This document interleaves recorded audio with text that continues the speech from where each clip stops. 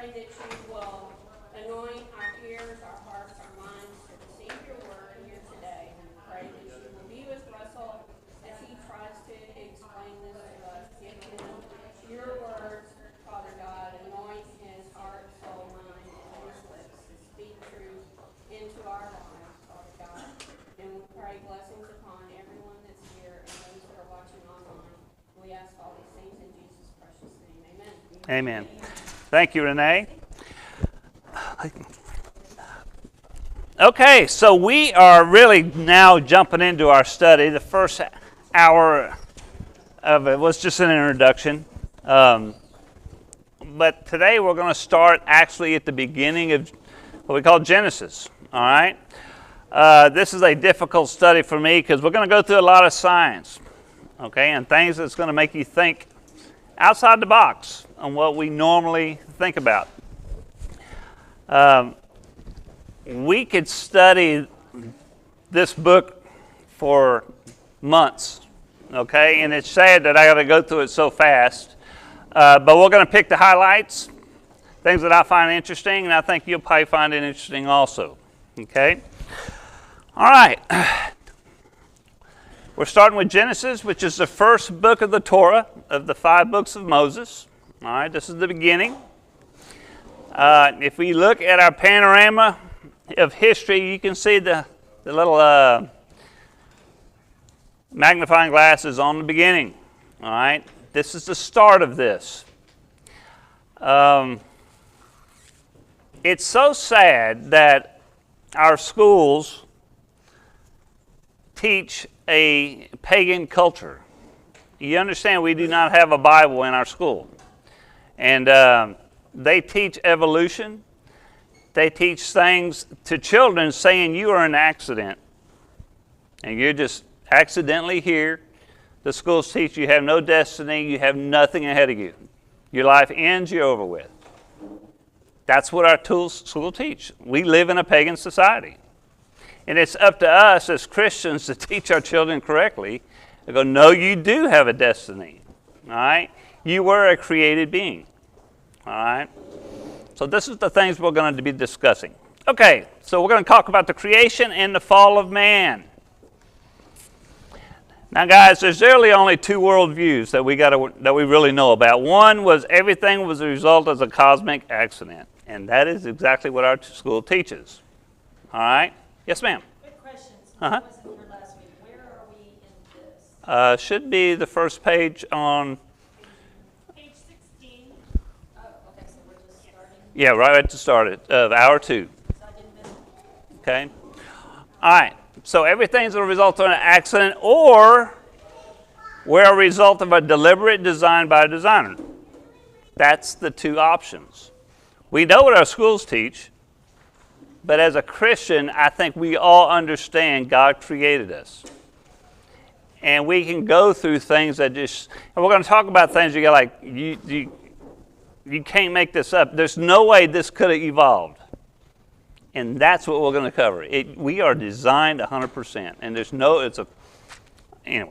Okay. None of these systems are, all the systems, woodpeckers, humans, That's right. And we could, have to show up fully functioning. that's right. You Can't function for a while without spend the whole, for a while without lungs. you could spend the whole evening on just the feather and how it was designed and how it's hollow. And it's an incredible design. It ain't something that evolved. Somebody had to design it. Okay? All right. Before basic questions, we all ask, and I really want you to nail down your children because they're going to ask, who am I? Where did I come from? Why am I here? And where am I going when I die? That's always the questions we're going to ask. We all do. And as we learn our Bible and we learn what God tells us, He gives us the answers. Okay? Now, in the book of Genesis, it nails down all of these false religions. Okay? Atheism. God lets you know 100% there is a God. I'm here. Okay? Pantheism, God's everywhere. No, He's not. He is one individual person. Okay? He's transcendent. It can be everywhere at one time. Polytheism. One God. Materialism. Matter had a beginning. We're going to talk about matter. You can't create matter. God created matter. All right? Humanism. God, not man, is our ultimate reality. We are a subset. We're a creation from God. God created us. So we are not God. By no means. Okay? And then this one that everybody talks about is what we call evolution. All right? How we evolved from a monkey or whatever they teach. And we're going to talk about this. That's fraudulent. That is just terribly wrong. Okay? To be teaching our kids this. But that's what we're promoted. Okay? All major doctrines in Genesis. Okay? This is a list of all our major doctrines that start. Genesis starts these things from sovereign election to salvation, justification by faith, believers' security, separation, discipline, chastisement. The rapture of the church is here. Divine incarnation, death and resurrection, the priesthood, the Aaronic and the Melchizedek priesthood is introduced. The Antichrist, the land covenant. All of these things are the root in Genesis. That's where it starts. Okay? Okay, so let's just jump into this. The very first sentence of the Bible, in the beginning, God created the heaven and earth. If you can believe that one sentence, you pretty much got the rest of the Bible covered. All right? But if you don't believe that sentence, you're going to have other problems. Okay? Now let's look at this word. Now this is in Hebrew. Hebrew reads from right to left. You know, our language from left to right. But there's 7 words here, 28 letters. I find that interesting. It's all divisible by 7. Okay? But the very first word is in the beginning. It's called Bereshit. All right? In the beginning. The next word is bara, means to create out of nothing. It's a very specific word, very rarely used. They could have used the word asa or yasa. These words, I mean, to create it out of something else or fabricate it. It took something for me to make it. But the word that God used was bara, means it created out of nothing. All right? It's right there in the text. Another word we recognize is Elohim. Y'all all recognize that word, right? Which one is that? Elohim? The third one? Which one of these words? God. Elohim is God. No. I mean, I'm writing.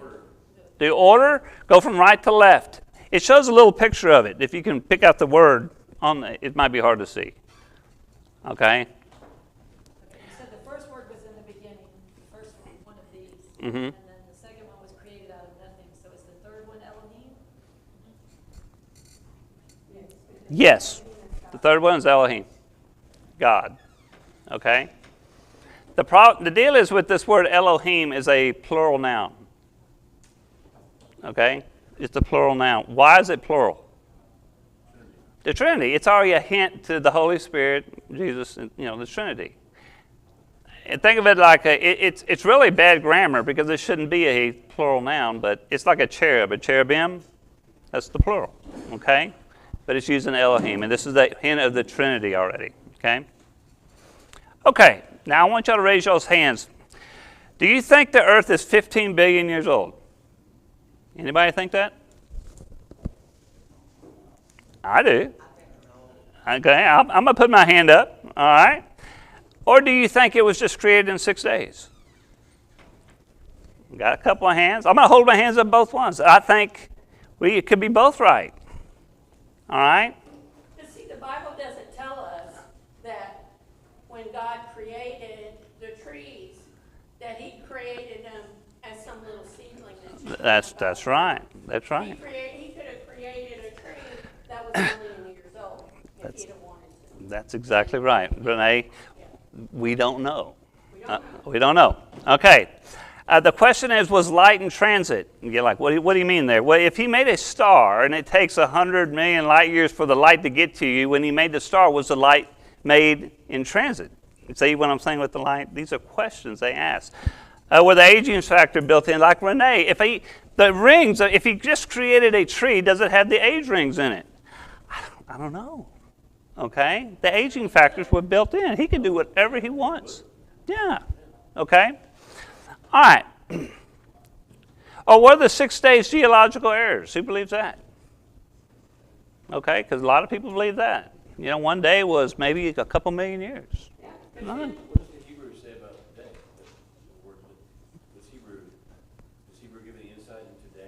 For today, or yeah, we're going to get into it, what actually day meant, because I think we have a rebuttal for this. Okay, Day one, what's the Hebrew? What I'm saying. we'll get to it. Yeah, I mean, he says it's one day, but he used evening and morning. Okay, we're going to get to this. We'll talk about this. All right. Now, our great discoveries is that we live in a finite universe. The space doesn't go on forever and ever. There is an ending out there. Okay, we know that. We believe space is actually expanding. It's still growing. Okay. The scientists start off with this Big Bang theory, trying to make this believable, and they've gone through all these models, and none of them make sense. They've even admitted that we really don't know. That goes Okay. even to the way that the planets are spinning, Mm-hmm. because if it had been a Big Bang, they would all be spinning in the Right. same direction. That's right. Yeah. It's all different. They're all different. They believe there's a stretch factor, and this is just a guy by the name of Gerald Schroeder. He is a Jewish physicist, and he believes that there is a stretch factor in space, and it's 10 to the 12th. And I don't want to get into the science of this, okay? But if you take 16 billion years and divide it by 6 days, but this stretch factor is what he put in, it kind of matches up, all right? It kind of matches up if we're talking about a stretch factor in the way the universe expands. Don't let me explain it to you. Look this up and try to explain it to yourself. I'm just giving you all these ideas of what scientists are saying, okay? The stretch factor. Another thing we've realized in our world is there is no randomness. Everything seems to be digital or designed. There's no random this or random that. If you dig into it, there's actually a design to everything. Okay? No randomness. You can have pseudo-random numbers, but like I said, on a tree, you can look at the leaves. Well, that's just random. No, it isn't. You could look at it. It's called a Fibonacci code of the way they're put together. It's designed. All right? And that's what they're saying. There's no random. The chaos theory is just saying one thing affects everything else. Okay? Now, in Proverbs 16:33, it says, "The lot is cast into the lap, but the whole disposing thereof is of the Lord." Meaning, no matter what happens to you, God is in control of it. That's what he's saying. Okay? Einstein said God does not play dice. Why? Because if he did, he'd win. He's in control of it. Okay? That's what they're trying to say here. Okay, what else we got here? Infinity, we talked about. It doesn't go forever, guys. It does end. All right, there's no infinity. It's on the space and in smallness. If I took a pencil or I took a string, you think you could cut it in half and then cut that in half and keep cutting it in half? You can't do that. You're going to get to a spot where the subatomic particles don't have locality. They disappear. So what we're saying on a quantum physics level, I can't keep doing that. It ends. All right? That's the point we're trying to make here. Now, why am I even bringing this up? Because we live in a subset where there's an end on this side and an end on the other side. We're in the middle of it. This is what we call our life. And people believe we actually live in like a digital simulation. This podium here is solid. But if you really dig into it, you're going to find that there's more space here than it is in here, which is weird. And we're going to talk about that a little bit later. Okay. Radiocarbon dating. Y'all know to talk about that, right? They can look at a fossil, and they'll say it's so many billion years old through radiocarbon dating. Y'all know what I'm talking about, right? Okay. Now the question is to this, we need to make 3 assumptions. We need to know a known clock rate. We just talked about last time, does time speed up and slow down? Yeah, gravity changes all that stuff. First of all, I need to know if my clock rate stays the same, if I'm going to do these measurements. Was it set accurately at the beginning, and was it disturbed during this whole deal of this measurement of this fossil? Well, they have problems with this. We really don't know. Okay? So there's questions to carbon-fiber dating. Uniform thesis versus catastrophism, meaning scientists believe everything goes exactly the same since the beginning, or since we were created. Nothing's changed. It's very uniform. Versus other people that say, no, God intervenes. Things happen. It's not uniform. And I say a good look at that would take your binoculars and look at the moon. What does the moon look like with binoculars? It's pretty beat up, right? I mean, it's pockmarked up, craters in it. Something has happened. It hasn't all been uniform is the point I'm trying to say, okay? God intervenes, things happen.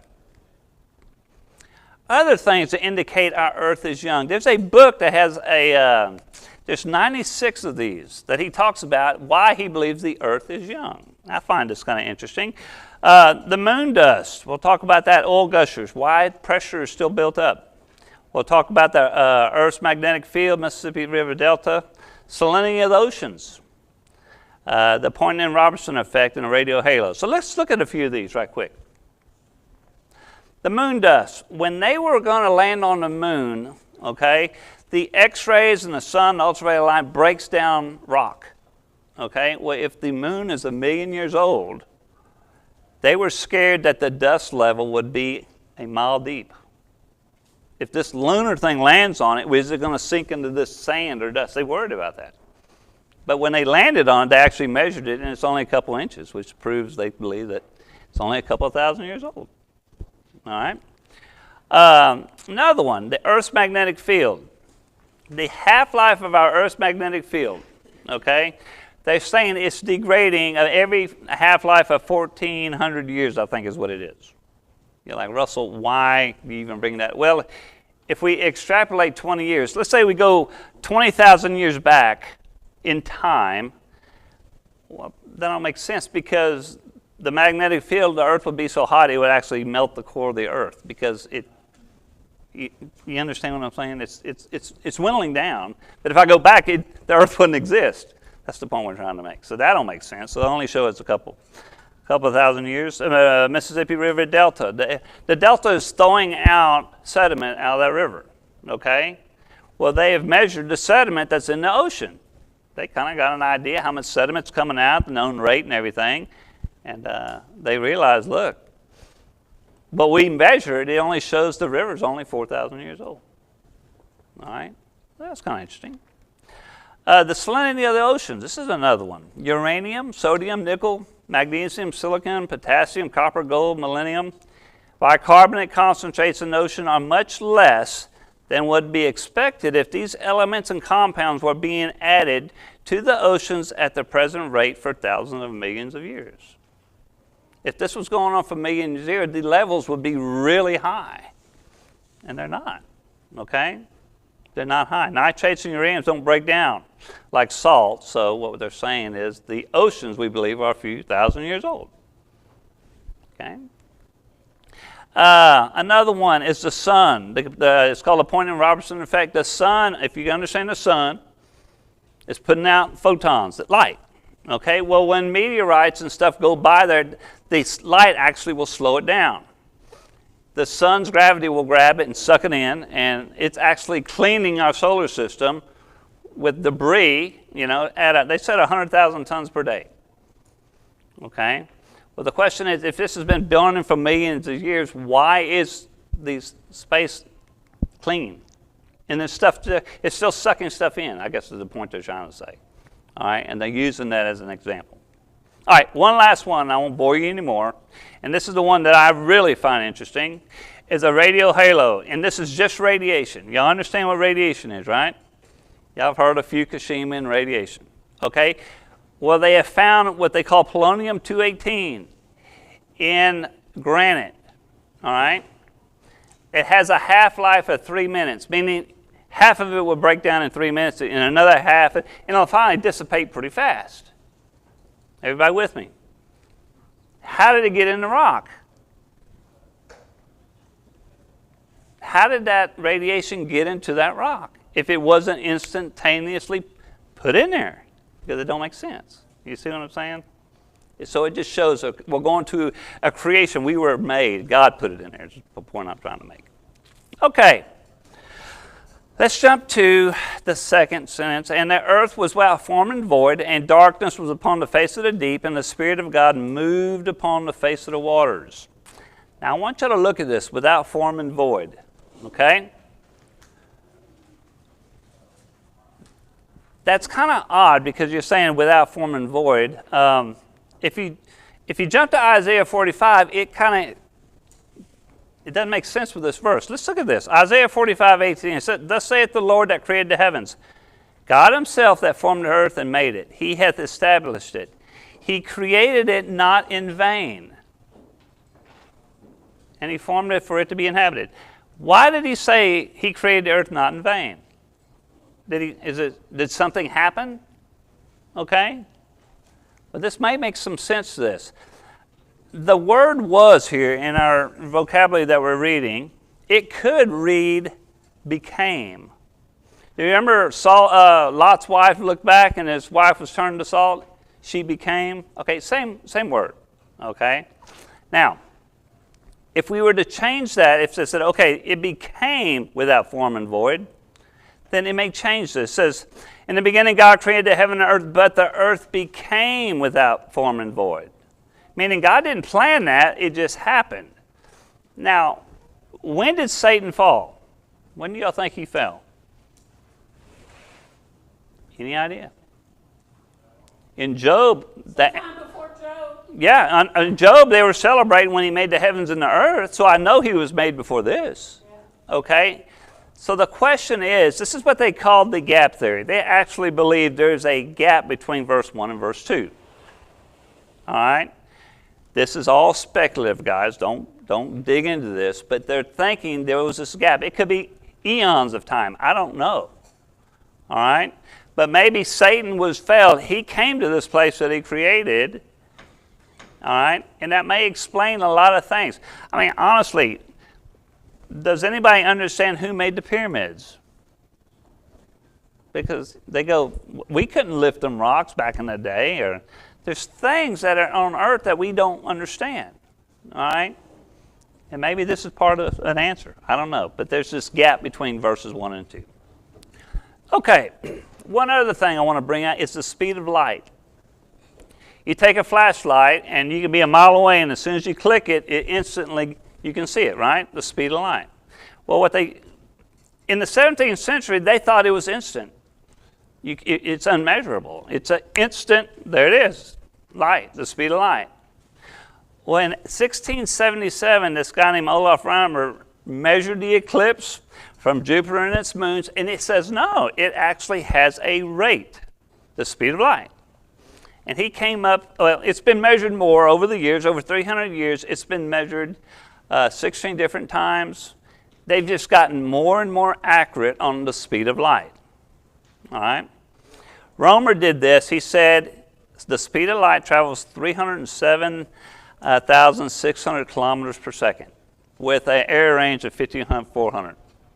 That was their very first measurement. Okay? You're like, all right. Whoop-de-doo, Russell. Well, in 1875, Harvard did the same method, but they got it even closer. They got it to 921 kilometers per second. Got a lot more finer, okay, with a area range of plus or minus 13, they said. When 1983, the National Bureau of Standards used a laser to measure the speed of light, and they find it down to 299, 792, plus or minus, super duper accurate. Okay? Now, why am I even showing you this stuff? Because if you look over time at this, the means is showing that time is actually, they believe, the speed of light is actually slowing down. It's not constant. Now, guys, this has a lot of effects on everything we're studying here. If the speed of light is slowing down, then maybe time is also changing also. I just want you all to have a broad sense here, okay? This slowing down of time is actually measurable. They can actually see in 50 years, they're going to know the speed of light is going to slow down a certain rate because it's on a perfect curve. They can see it. And if they go back in time when Moses and all that and Abraham, the speed of light may have been 1,000,000 times faster. Maybe that explains our geological errors or how things look. Okay? But anyway, the speed of light slowing down. There's other things. The atomic clocks are slowing down relative to orbital clocks. Well, what's an orbital clock? It's the time around the sun. The Earth goes around the sun. It's an orbital time. Okay? They measure it. Okay, that's called an orbital clock versus a atomic clock. It actually measures the cesium atom and the turn, and I don't know the science of all that, but it uses time that way. But they're conflicting. All right, they're conflicting because it's slowing down. Well, if the orbital, the planets are slowing down, okay, then is the orbital wrong, and vice versa. I'm not going to dig in this. They're just having an issue because they can't explain it. They just can't explain it. Okay? All right. Another thing that we find interesting, it's called the red shift of a star. If they look at a star and they study it over time, it shifts to the red. The star will get redder. All right? It's just something they've measured. Okay? Think of it like a siren. Y'all hear a siren coming down the road? If it's coming to you, your pitch gets higher and higher. You hear it. It gets higher pitch. When it's going away from you, it gets lower and lower. So that's what they're saying the star. As the star moves away, the color changes, kind of like the way that siren works. Okay? Now, the deal is with that is they have found that it's shifting in increments that they can actually measure. It's measurable. They can know that it's shifting a certain amount. Right back to where our speed of light, if it's slowing down and I can measure it, maybe this is all put together, okay? It's just another way of recognizing this stuff, okay? All right. It's quantizing to the redshift. Okay, I think I bored you enough on that. Let's keep going. And God said, let there be light, and there was light. And God saw the light, and it was good, and God divided the light from the darkness. And God called the light day, and the darkness he called night, and the evening and morning were the day one. Now, this is all pretty straightforward until we get the evening and morning. Why would he use evening and morning? Why not morning and evening? This has been a big question. Why did God use evening and morning? The Jews start their days off in the evening. You understand that, right? It's in the evening, because this is where this comes from. Now, Erev and Boker, let's talk about these two words, because this is very interesting. I want you to understand. Now, the seventh day, it doesn't have evening, morning. God doesn't say it. So did the seventh day, we question, okay, if he didn't use Erev and Boker on the seventh day, maybe this is a sign saying maybe it didn't mean evening and morning. Maybe it meant something else. Okay? So let's look at this. Erev and Boker. Erev, if we could describe it, it's the approaching of darkness. It's just like the evening. Things are getting discernible. I can't see it. If I'm a big deer hunter, I can see good, but as it gets dark, I can't see anymore. You just can't see. And this is what we call Erev. Or think of a glass of water, and it gets cloudy. All right? It's just getting darker. Okay? Sunset, duration of impurity. This is the unclean, where the Jews come from, in the beginning of the Hebrew day. We talked about. Now, Boker is the difference. This is going from obscurity to more, clear, if I could use the word. It's making things discernible. That's why they're saying it's morning. As the light shows up, guess what? I can start seeing. Okay? Have you ever traveled to a city at night and you wake up in a hotel and you go like, oh my God, there's a mountain out there. I didn't know that was there. Yeah, because the light showed you things you didn't see. Okay, now this is what Boker means. It's discernible. All right. Now, everybody understands what disorder to order means. You go to your garage, it's disordered, it's a mess. And it takes information to get everything organized and you get it right back together, right? You put order to it, correct? All right. Now let's look at these other. Noise. I could have a bunch of noise, but I can organize it and make a signal out of it. I'm putting in information. Cacophony is just a bunch of musical sounds, but if I organize it, I make music. Okay? Chaos. I think that word pretty much adds up itself. Or versus cosmos, making things organized. All right, cosmos. Cosmos is where we get cosmetics from. I don't want to go there, but anyway, making things organized. Okay. Randomness. There is no randomness versus design. Okay, that's what we're talking about with all the things we see. The point I'm trying to make here, all of these things represent entropy, meaning there's no organization whatsoever. Okay? Versus you throw information into it, and all of a sudden it makes sense. It's just like that garage. I put it in order. Now I want y'all to think about what God is doing each day. He's using Edwin Boker. He's saying, this is not real clear, now it's clear. Next day, I'm taking that same and make it even more clear. And I'm making it more clear. I'm taking information and putting things into order. Okay, is what I want y'all to think about this.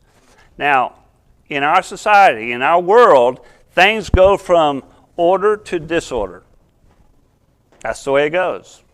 That's why Miranda comes in here and cleans things up, because things go from disorder, or from order to disorder. My garage, I clean it up. Guess what? In a month, it's going to look terrible again. Why? Because it got messed up again. I took the information out. Everything is going backwards. We call it the bondage of decay. Everything's going that direction. Okay? So if we look at this profile of the what God is doing, he took day one and he made things a little clearer. Edwin Boker. And you can see the entropy is down low. It's getting less and less as he's going up. If we can understand this. Okay? He's putting things into order is what I want y'all to recognize. Okay? Okay. And God said, let there be a firmament in the midst of the waters, and let it divide the waters from the matters. And God made the firmament and divided the waters which were under the firmament and the waters which were above the firmament, and it was so. And God called the firmament heaven, and the evening and the morning were the second day. Now this word firmament, weird word. Understand, it's talking about waters. I don't even know what these waters are. Water ain't even been created yet. All right? God has this in there.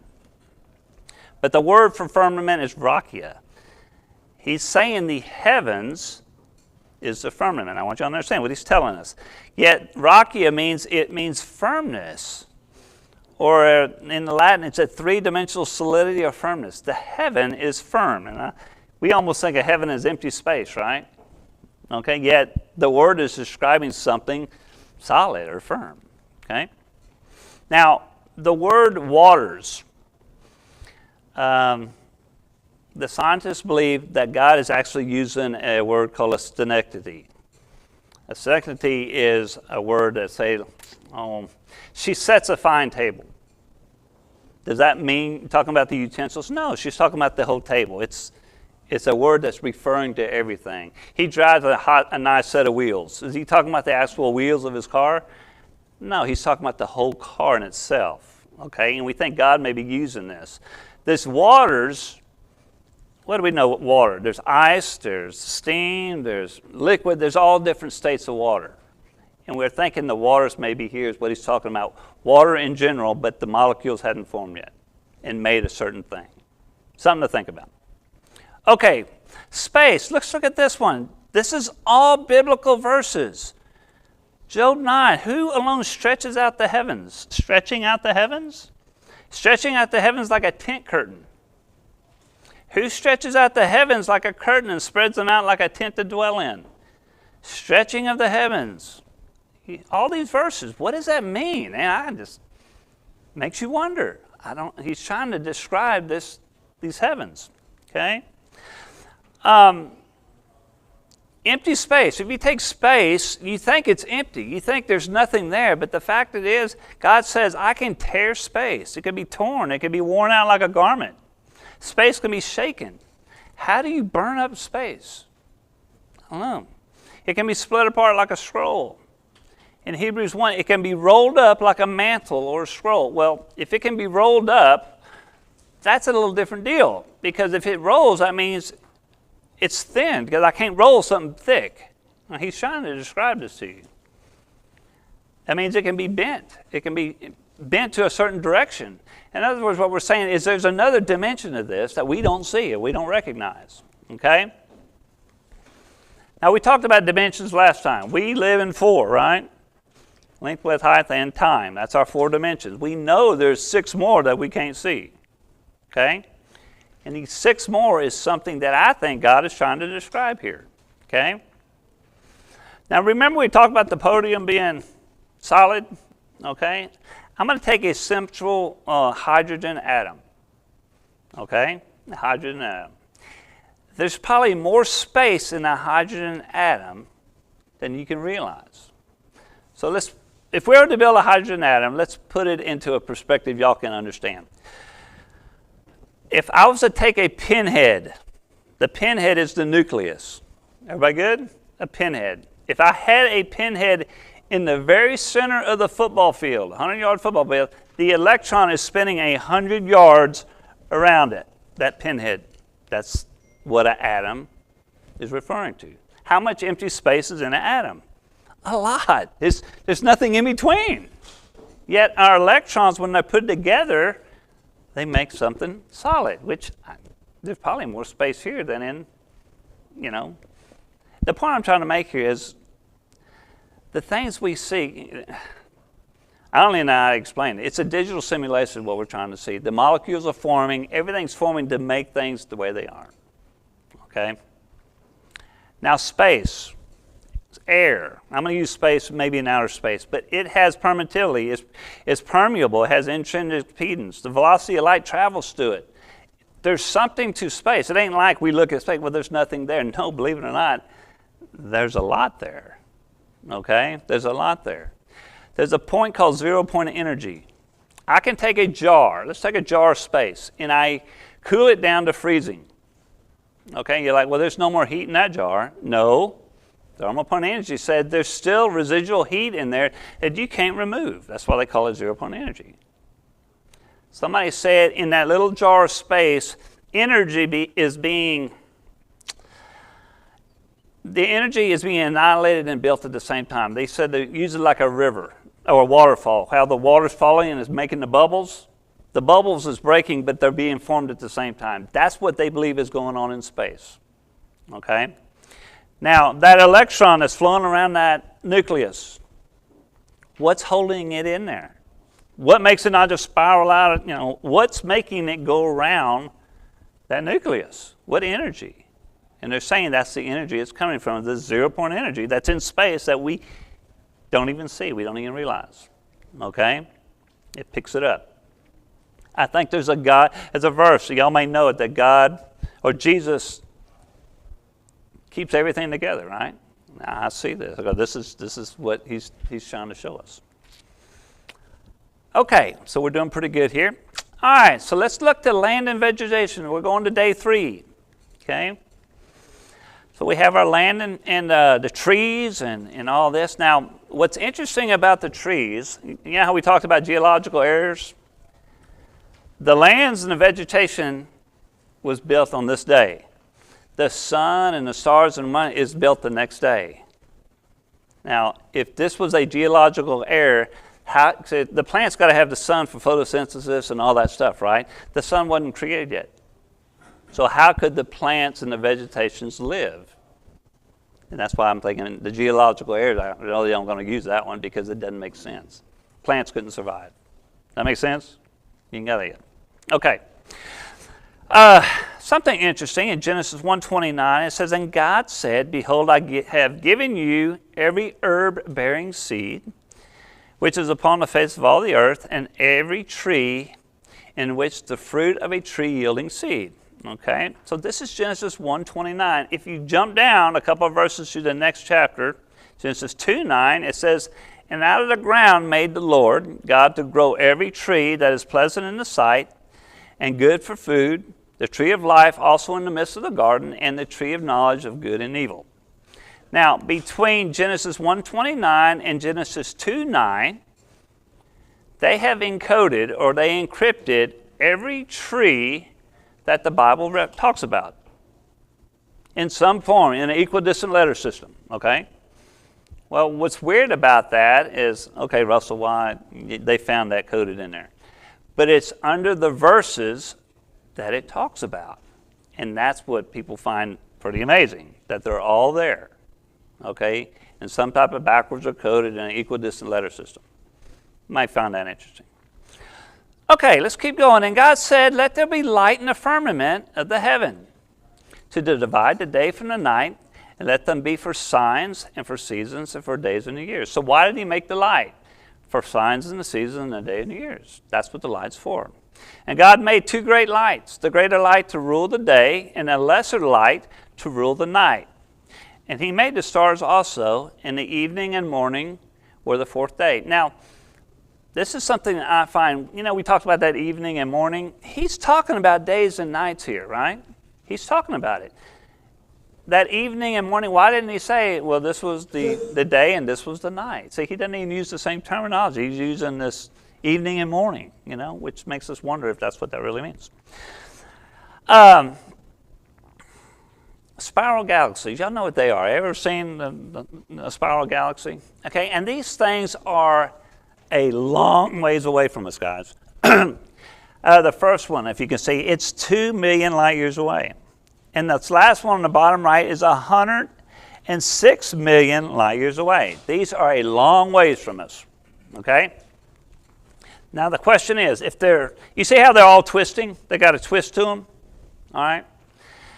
Well, what they're saying is the furthest galaxy had to release their light long before the others for us to see it, because it's so far away, okay?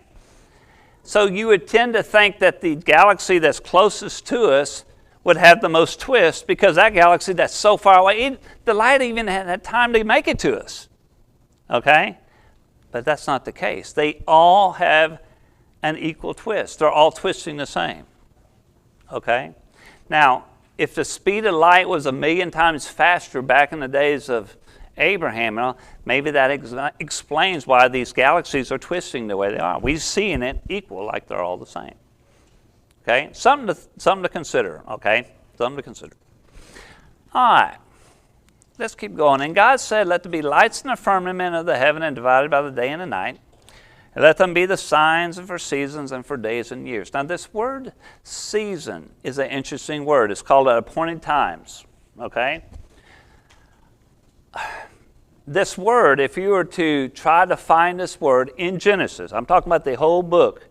The book of Genesis has 78,000 letters in it. Trying to find this word in some type of equidistant lettering, they said it should happen 5 times, just by statistical chance. It should happen. But it doesn't. It only shows up 1 time. And it shows up on the appearance that this verse is talking about, this word. Okay, it's at an interval of 70, and it's on the center of Genesis 1:14 that we just read. Now, you're like, well, Russell, why is that interesting? Well, the odds of that happening, for them to find it on the verse it's talking about, is 1 in 70 million. Okay? Them to find that word in the equidistant letter system. Now, excuse me. Do y'all know how many appointed times there are in the Jewish calendar? It's 70. There's 70 appointed times. We got 52 Sabbaths. We got the 7 days of Passover. And there's a list here. You can read them all. But there's 70 appointed times in a year that the Jews get together.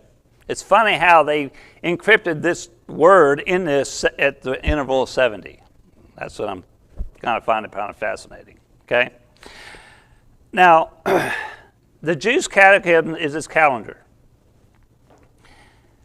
Guys, the more you can learn about the Jewish customs and the Jewish ways, the more you'll understand Christ.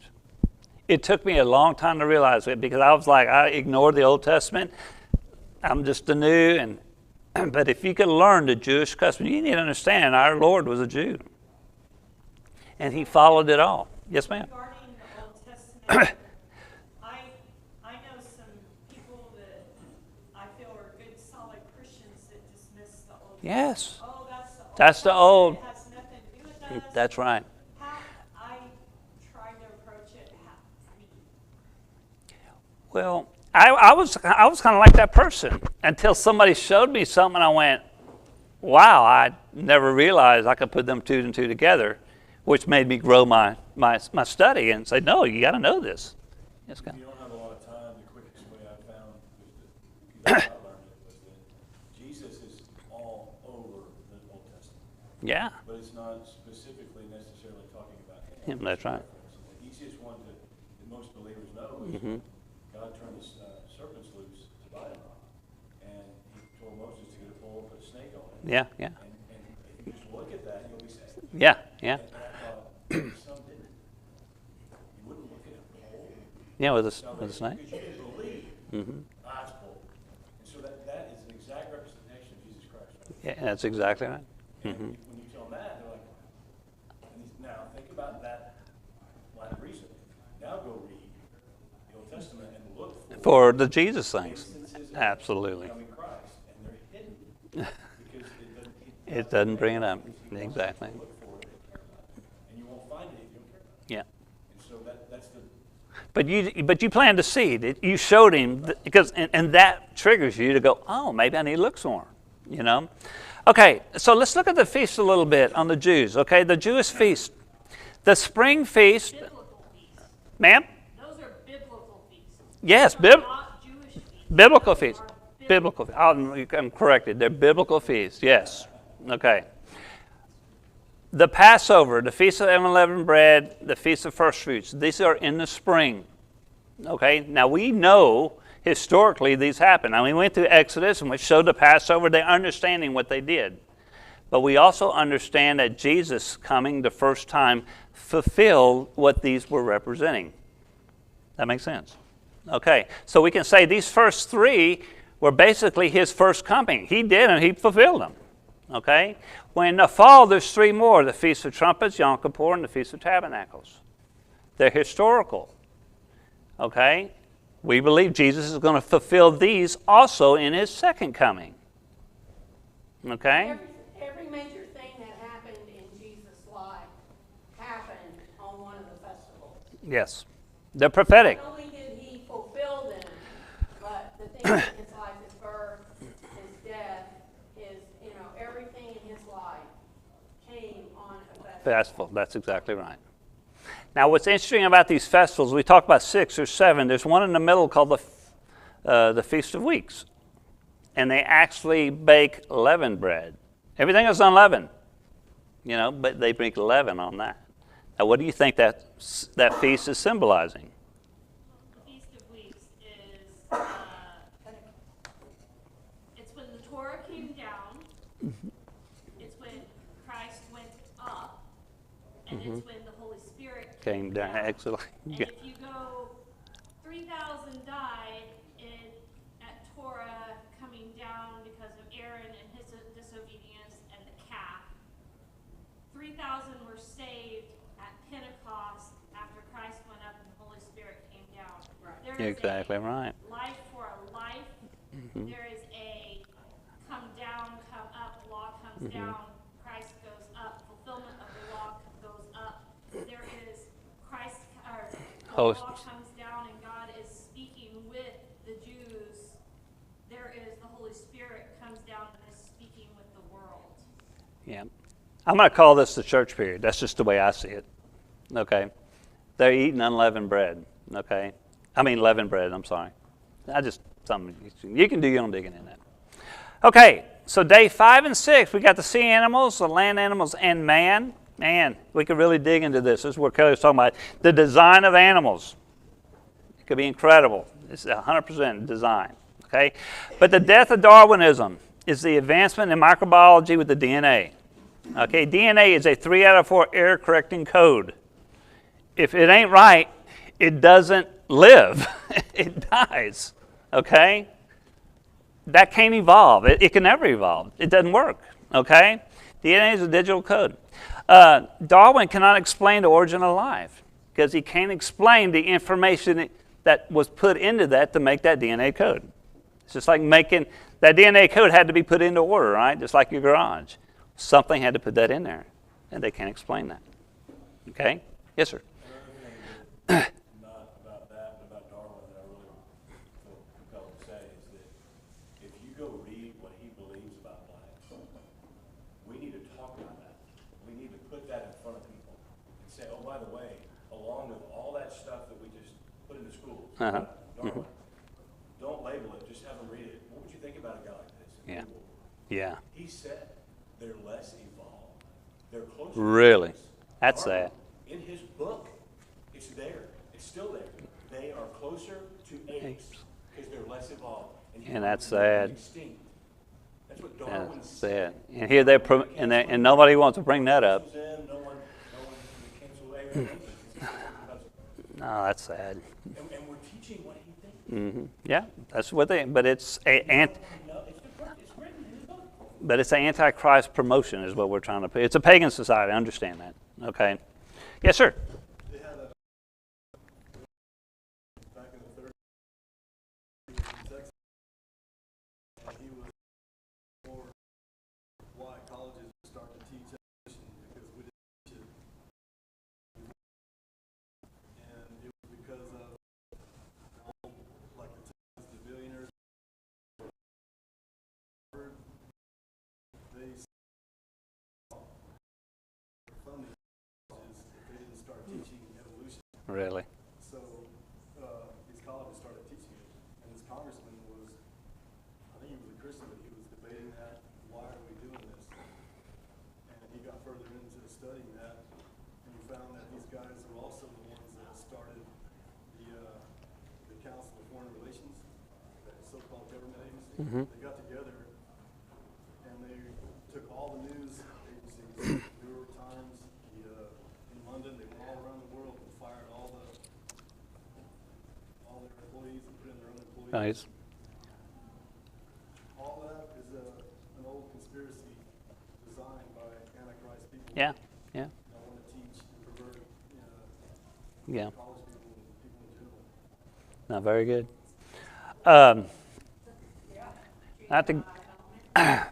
Not to get off to try to get done. There's a thing called irreducible complexity. Okay, and this is kind of interesting. If you take a mousetrap, there's 5 parts to a mousetrap, right? Yeah, I've all seen a mousetrap. Okay, if one part's missing, does it catch 4/5 less mice? No, it doesn't work. It doesn't work. You got to have all the parts for it to function. So Okay, irreducible complexity says if you reduce it, you can't. reduce the complexity, it won't function. It won't function. It can't get no simpler. They can use a bacterial flagellum. We're only going to look at the tail, just the tail. You know that little tail that spins that gets it through the fluid? Well, it doesn't go back and forth. It actually spins, and it's like a little motor.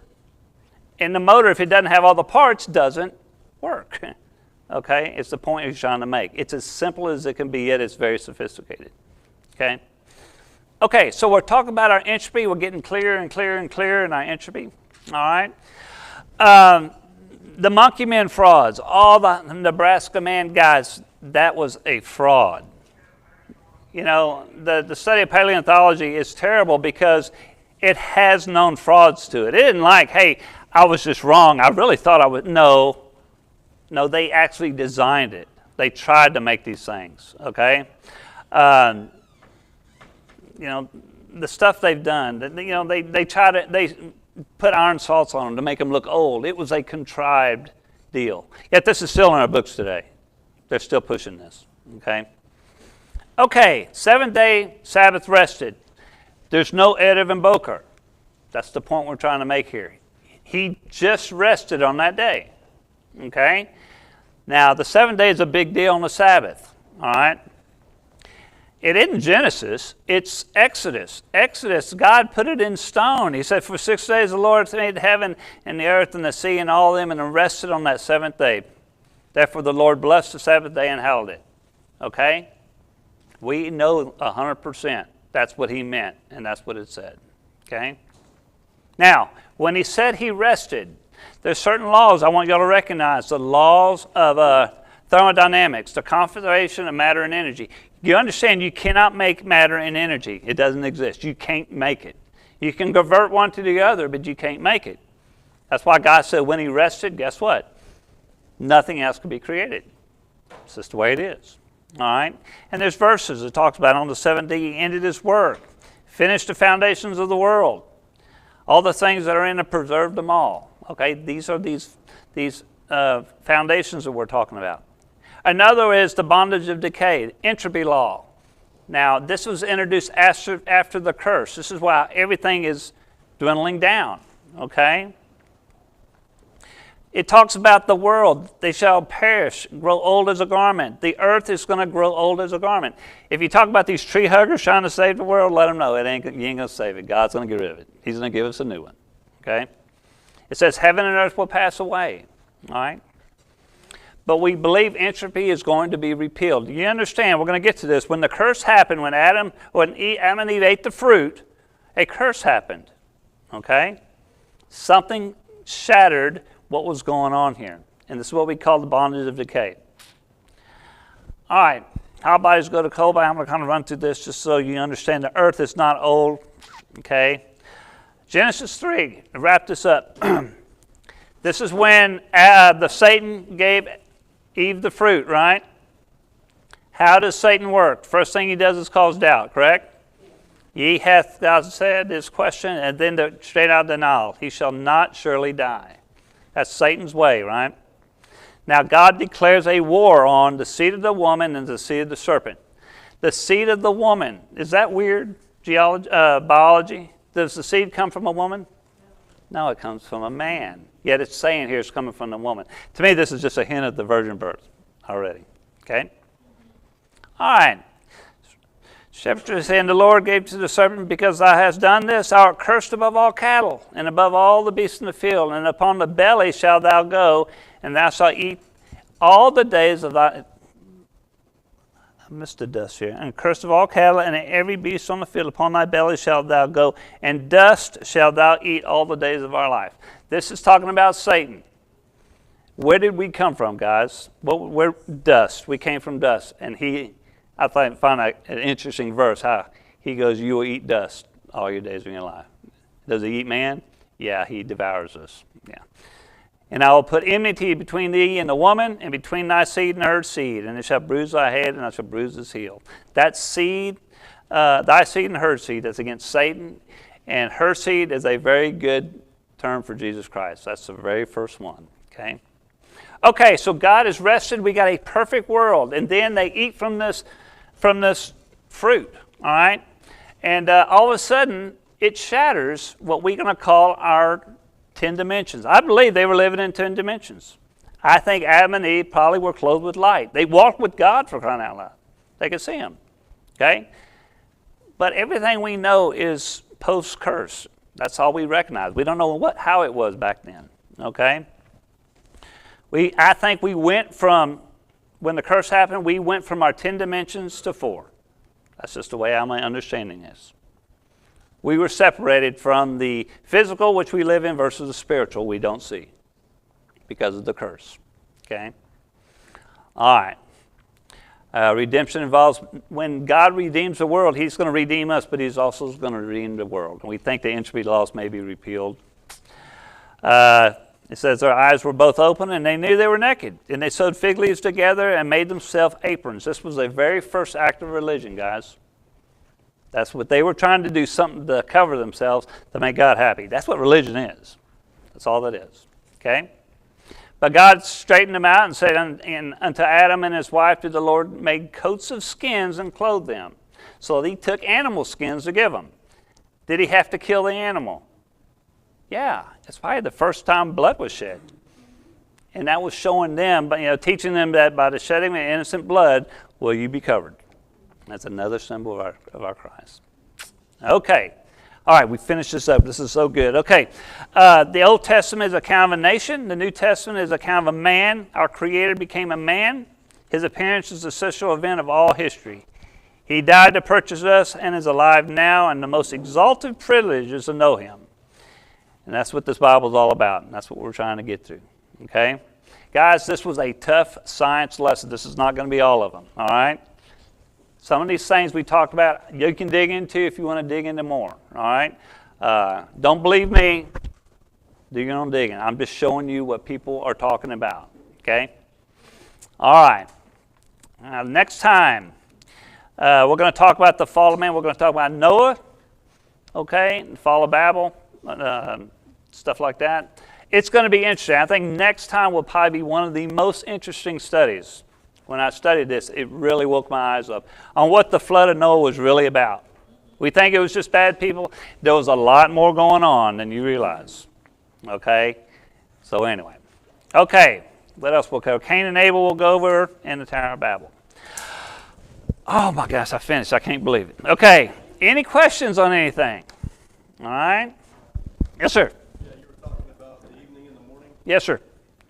People don't says evening and morning plenty of times in Genesis, and that is what it is.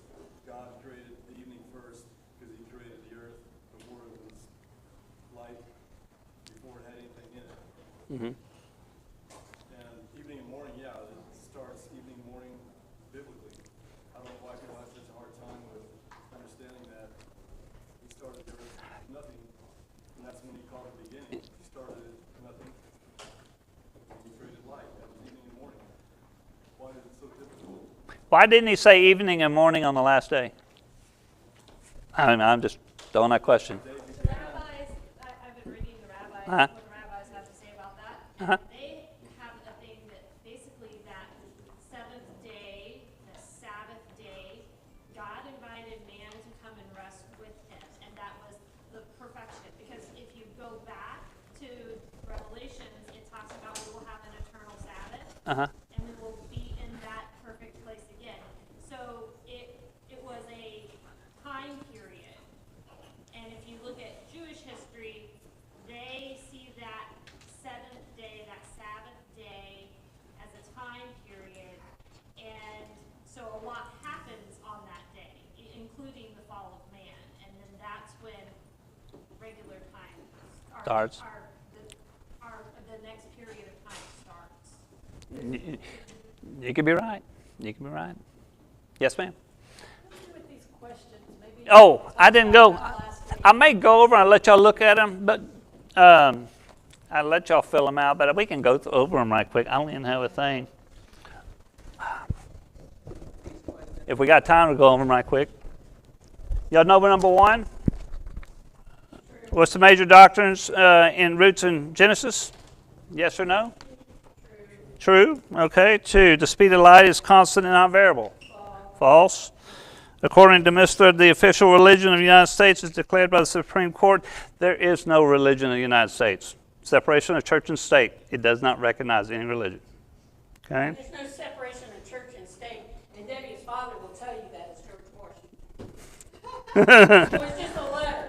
It was never a law. Never a law. All right. Which book in the Bible makes the best case of creation took place in 6 days? Well, Genesis is the one that does it. Okay.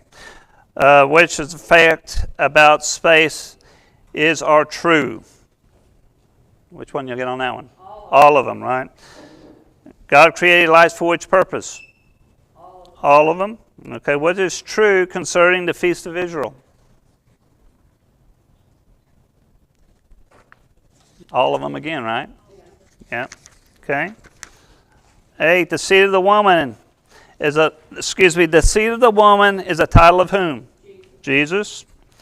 We live in 10 dimensions, but only 3 of them are noble. Okay. 4, the Jews' catechism is their calendar. True. Yeah. All right. I better pray or I'm going to get in trouble. We have to get it out of here. Dear Heavenly Father, thank you for this group. Thank you for our church. I pray that your understanding will help all of us believe you more and build our faith. Dear Lord, I ask you to be with each one here. Let them go throughout their week, keep their family safe and healthy. And dear Lord, I just want to thank you for dying on the cross for us. Words can't describe the things you went through for us, for our salvation. Thank you. Just be with our church. Keep our pastor in our prayers. Give him the words and knowledge for all of us that we learn from him. I ask this in all of your name. Amen.